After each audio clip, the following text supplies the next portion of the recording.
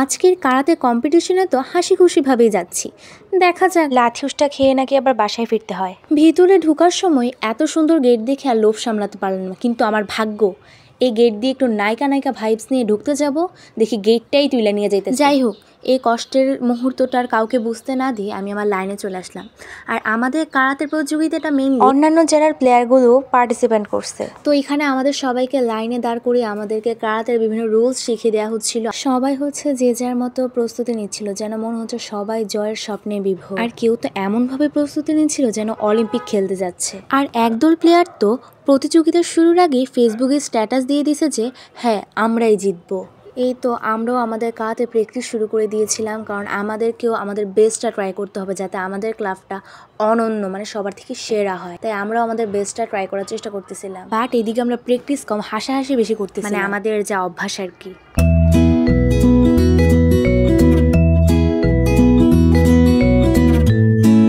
যখন আমি প্র্যাকটিসে একদম মেইন ফোকাস দিয়ে করছিলাম, হঠাৎই আমার চোখে পড়লো অভিভাবকের আসনে। আমি নিঃসন্দেহে বলতে পারি ইনি খালেদা জিয়ার হারানো সেই যমজ বোন। ওনার গেট আপ, ওনার অ্যাটিটিউড যেন ফুললি খালেদা জিয়া।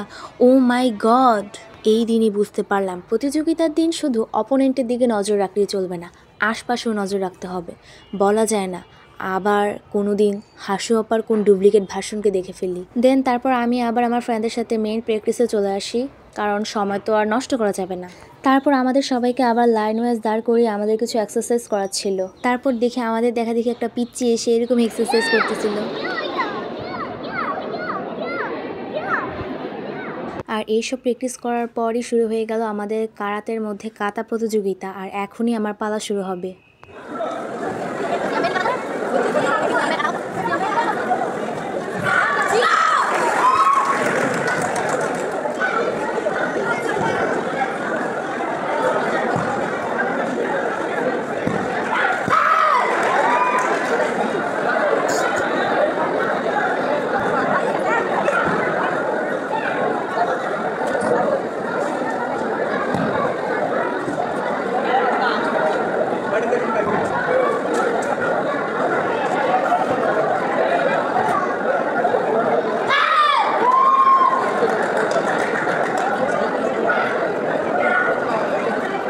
আমাদের কাতা প্রতিযোগিতা শেষ হতে হতেই প্রায় দুপুর হয়ে গেছিল, তাই আমাদের সেন্সে আবারও আমাদের সবাইকে লাইন ওয়াইজ দাঁড় করিয়ে আমাদের সবাইকে দুপুরের খাবারটা হাতে হাতে দিয়ে দিচ্ছিল।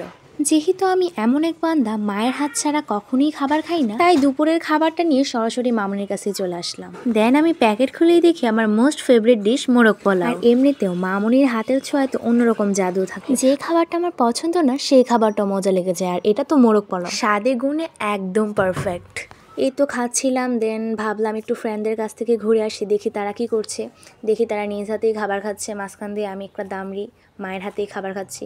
আমার থেকে পিচিরা পর্যন্ত নিজ হাতে খাবার খায়, এখান থেকে আমার কিছু শেখা উচিত। এই গো সুন্দরী, দেখো চাঁদের মতো সুন্দর, তারার মতো ঝিলমিল। এই তো আমাদের খাওয়া ডান্স। সো এখন আমি দেখতেছিলাম আর কি আশপাশে সবাই খাবার খাইতেছে, যেহেতু এখন লাঞ্চ ব্রেক দেওয়া হয়েছে। সো এই তো খাওয়া দাওয়ার পর আমি আমার ফ্রেন্ডের সাথে একটু হাঁটাহাঁটি করতেছিলাম বাইরে, যাতে খাবারগুলো একদম হজম হয়ে যায়। আর বাইরে মোটামুটি একটু ঠান্ডা আবহাওয়া ছিল, সো একটু হাঁটলেও ভাল লাগবে তাই। সে বেশি খাইছে, সে খাই একদম পুরাই ফেলছে। আমি কিন্তু খাইনি, আমি আসে একদমই খাই না। Right right. তো এখানে আমাদের ব্রেক টাইম ওভার হয়ে গেছে, দেন আমরা আবার সবাই প্র্যাকটিসে নেমে পড়ছি। এখন আমাদের ফাইট কম্পিটিশন শুরু হবে। সো সবাই যে যার মতো ফাইট প্র্যাকটিস করতেছিল, আর সবাই এমনভাবে প্র্যাকটিস করতেছে যেন এই মাত্র টাইগার শ্রফের সাথে অলিম্পিকে ফাইট করে আসবে। ফাইট না, মনে হচ্ছে একদম সরাসরি জিতেই আসবে। আর আমিও এখানে রেডি হয়ে আসছি হ্যান্ড গ্লাভস পরে, একদম ফাইটার হয়ে। তারপর আবারও দেখা মিলল, যাকে দেখলে পড়ে না চোখের পলক।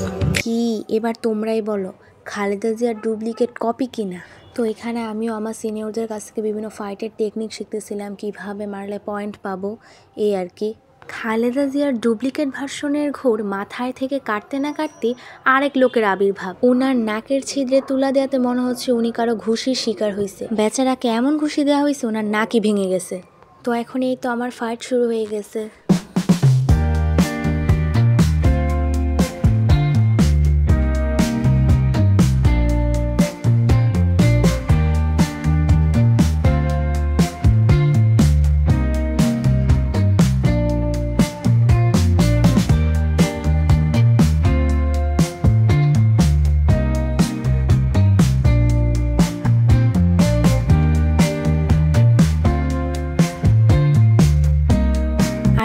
কম্পিটিশন শেষ হইতে হইতে প্রায় রাত হয়ে গেছিল। 10টা বাজে হচ্ছে আমাদের ফুল কম্পিটিশন শেষ হয়েছে, কারণ অনেক মানুষ তো। কম্পিটিশন শেষ হলে কি হবে, রেজাল্ট তো এখনো আসে নাই, রেজাল্ট তৈরি হইতে হইতে আরো রাত। সো আমি অনেক টায়ার্ড ছিলাম, তাই আপাতত সেন্সিদের কাছ থেকে রেজাল্ট জেনেই বাসায় চলে গিয়েছিলাম, কারণ অনেক পরিমাণ খারাপ লাগতেছিল, যেহেতু সারাটা দিনের ব্যাপার আর আমার ভালো করে খাওয়া হয় নাই। তাই আমাদের সেন্সি সবাইকে বলে দিয়েছে যে পরবর্তী দিনে যেদিন কারাতে প্রশিক্ষণ হবে সেই দিন হচ্ছে আমাদের আবার মেডেল পরিয়ে দেওয়া হবে। সো গাইস, আজকের মতো এই পর্যন্তই, টাটা।